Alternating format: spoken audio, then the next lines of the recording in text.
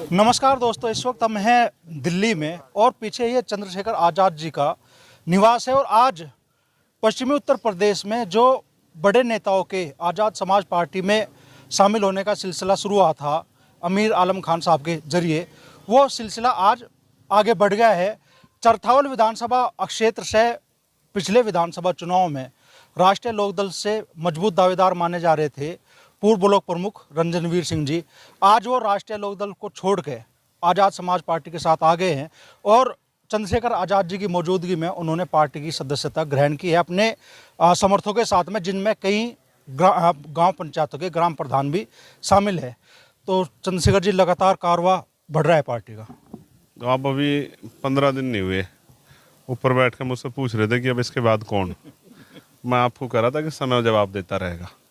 जब समय आएगा वो वाला कि लोग लखनऊ की तरफ कूच कर रहे होंगे तो हमारा दल इतना मजबूत होगा और हमारे प्रत्याशी इतने मजबूत होंगे कि धरती बोलेगी कि आज़ाद समाज पार्टी ताकत हासिल कर रही है और पश्चिम में आज़ाद समाज पार्टी कोई रोक नहीं सकता है। तो भाई रणजनवीर जो हैं, मेरी उनसे 6 महीने पहले बात हुई थी।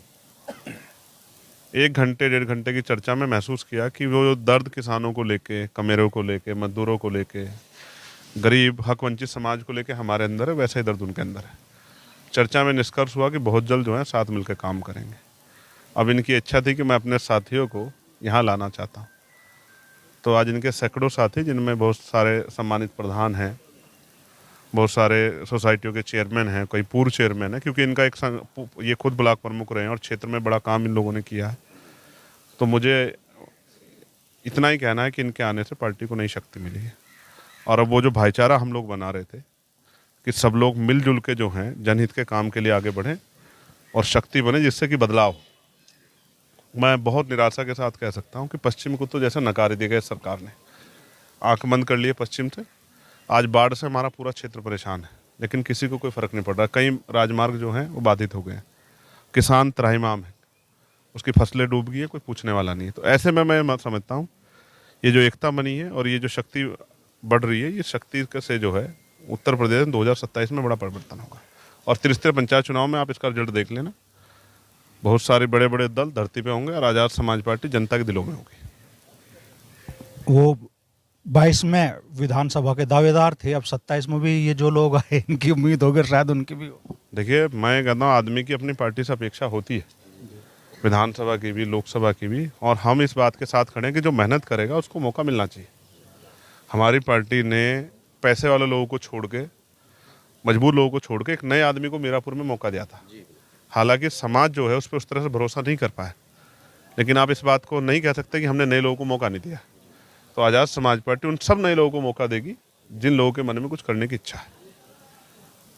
अभी तो दिन ढलने तक बहुत कुछ बदलाव होंगे और मुझे लगता है कि आप क्योंकि खाटी पत्रकारिता करते हैं, ज़मीनी पत्रकारिता करते हैं, तो आपको तो बहुत सारी चीज़ें, आप तो इनसे पहले आ गए थे। तो ये भी माना जाए कि जो कुछ हो रहा है वो आपकी नज़र में है। तो मुझे लगता है कि दूसरी पार्टियां और इंटेलिजेंस आपसे ना इन्फॉर्मेशन लेने लग जाए कि भाई अब आगे क्या घटने वाला है। लेकिन मैं फिर आपसे कहूँगा, लोकतंत्र में अभी जिस तरह से हनन हो रहा है, लोकतंत्र की हत्या हो रही है, जो आपने उपचुनाव में भी देखी, वो छिपी भी नहीं है। मैं ये मानता हूँ इन सब भाइयों की टीम से जो जनता की वोट की चोरी हो रही है वो भी रोकने में हम लोग कामयाब होंगे। लोकसभा चुनाव से ठीक पहले तक एक गठबंधन अलग था, जिसमें आप, जयंत चौधरी जी एक पाले में माने जा रहे थे। और जब से ये गठबंधन दूसरी दिशाओं में चले, वो एनडीए की तरफ चले गए, आप अपनी जगह खड़े हैं आज भी।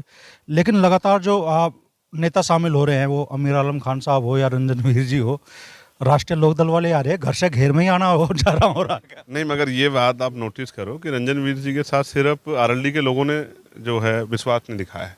इसमें भाजपा के भी लोग हैं, इसमें समाजवादी के भी हैं, इसमें बीएसपी से भी जुड़े लोग हैं। तो मैं आपको फिर ये स्पष्ट कर रहा हूँ, आप कह रहे हैं घर से घेर में, और मैं कह रहा हूँ कि जिस विचार के साथ लोग खड़े हुए थे, चौधरी साहब के विचार के साथ, और जब उस विचार के साथ जो है इंसाफ होता नहीं दिखाई दे, तो लोगों के मन में ये भावना पैदा हुई है भाई हर कोई दल अपनी शक्ति का निर्माण किसी न किसी उद्देश्य के लिए करता है। जैसे हम अपने शक्ति का निर्माण इसलिए कर रहे हैं कि उस क्षेत्र का भला हो, लोगों का भला हो, उत्तर प्रदेश के लोगों का भला हो। और उस विचार के साथ कि किसान का मेरे के बच्चों के साथ जो अन्याय हो रहा है, चाहे अग्निवीर ला के या उनके गन्ने के दाम उनको पूरे ना मिलके या मिलों के चक्कर काट काट के जो है, या जिस तरह से फसलों में तमाम तरह की परेशानी हो रही है, एमएसपी नहीं है फसलों पे। आप हरियाणा को देखिए, हरियाणा के मुकाबले उत्तर प्रदेश को देखिए, पंजाब को देखिए, पंजाब खेती किसानी को, उसके मुकाबले पश्चिम की खेती किसानी को देखिए।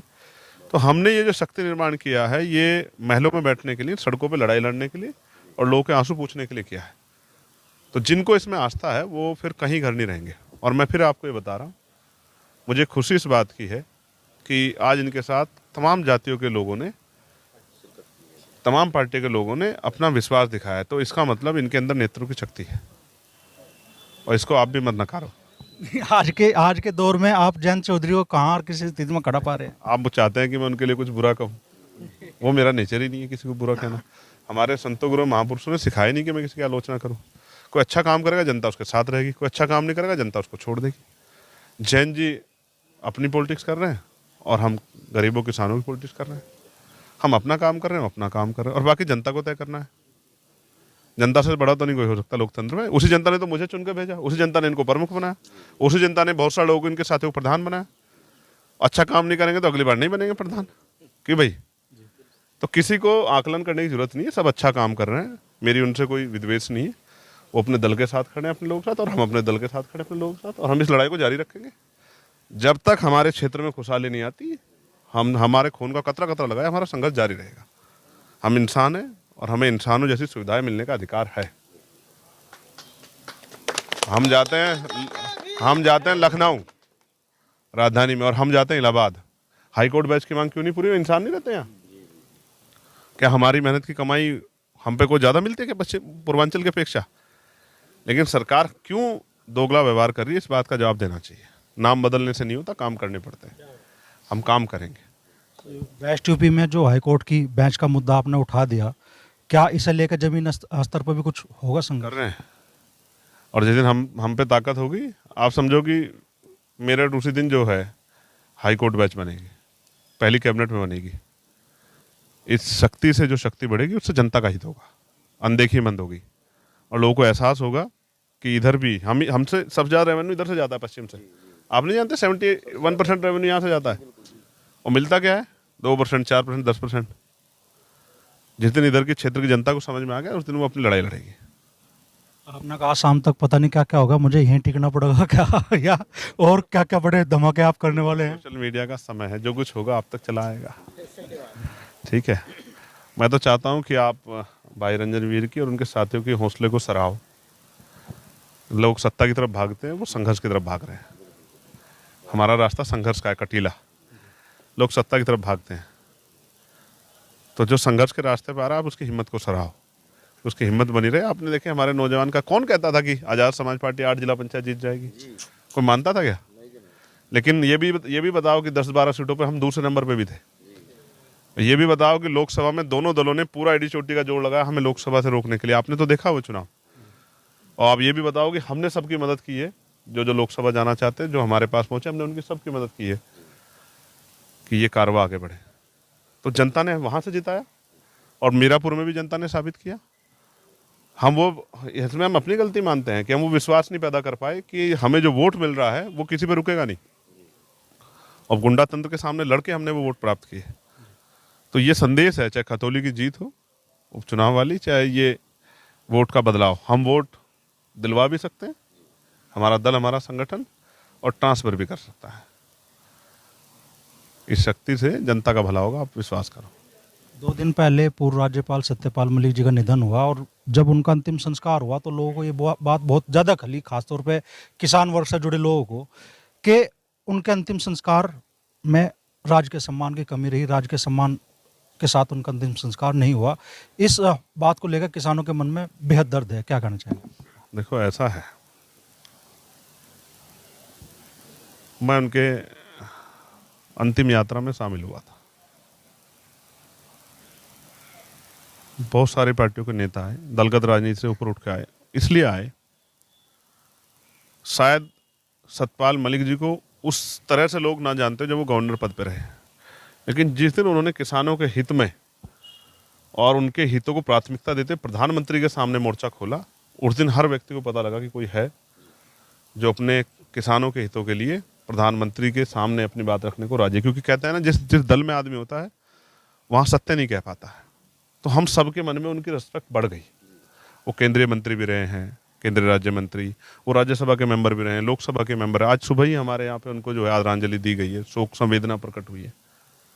लेकिन जिस राजकीय सम्मान के वो हकदार थे, मेरा आपसे वैचारिक विरोध हो सकता है, राजनीतिक विरोध हो सकता है, लेकिन कहते हैं कि जब अंत समय आता है तो फिर सारे पीड़ाएं, सारे दुख, सारे विचार भूल के जो है हर किसी के साथ खड़ा होना चाहिए। और हमारे यहाँ तो कहावत है पश्चिम में कि सुख में जाओ ना जाओ, दुख में जाओ।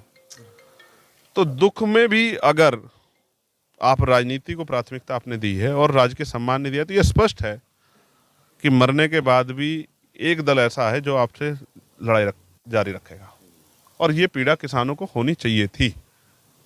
आप कह रहे हैं मुझे नहीं पता, लेकिन होनी चाहिए थी, क्योंकि ये आज उनके साथ है, कल किसी और के साथ भी होगा।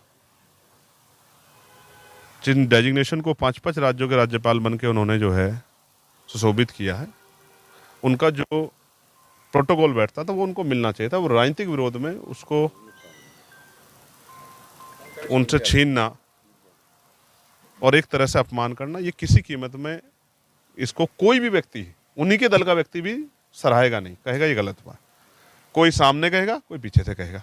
हम सामने से कह रहे हैं, बहुत सारे लोग जाकर पूछ रहे हो, अरवली में बहुत सारे लोग थे वहाँ उस दिन, उन्होंने भी दबे उसमें कहा कि गलत हो रहा है। बस हम हिम्मत दिखा रहे हैं, हम सीधा कह रहे हैं कि जो गलत है। कुछ लोग चुप्पी से कह रहे हैं, लेकिन कह सब रहे हैं। कमेरों को भी दर्द है, किसानों को भी दर्द है, और उस मिट्टी को तो दर्द होना ही चाहिए, किसानों की मिट्टी है। हम तो किसानों की मिट्टी से आते हैं, किसान परिवार से, तो हमें तो तकलीफ है कि उनको वो राजकीय सम्मान नहीं मिला जिसके वो हकदार थे। तो रंजनवीर जी, आज पार्टी बदल ली, क्या वजह रही? पार्टी बदलने की वजह तो बहुत है। वैसे तो सबसे बड़ी वजह ये है कि वो जो गठबंधन हमारा चल रहा था बीजेपी के साथ, उसमें विश्वास मेरा ही नहीं, शायद आपका भी ख़त्म हो गया। ख़त्म इसलिए हो गया कि जिस तरीके से लोकतांत्रिक व्यवस्था को ख़त्म करने का काम किया जा रहा है, अगर यहाँ लोकतांत्रिक व्यवस्था ख़त्म हो जाएगी तो हम और आप करेंगे क्या? एक सशस्त्र संघर्ष होगा और इस देश में गृह युद्ध होगा। ये उस दिशा में ये देश जा रहा है। बड़ी वजह ये रही। बाकी हर आदमी एमएलए बनना चाहता है, लेकिन राष्ट्रीय अध्यक्ष जी खड़े हैं। मेरा ज़्यादा बोलना ठीक नहीं।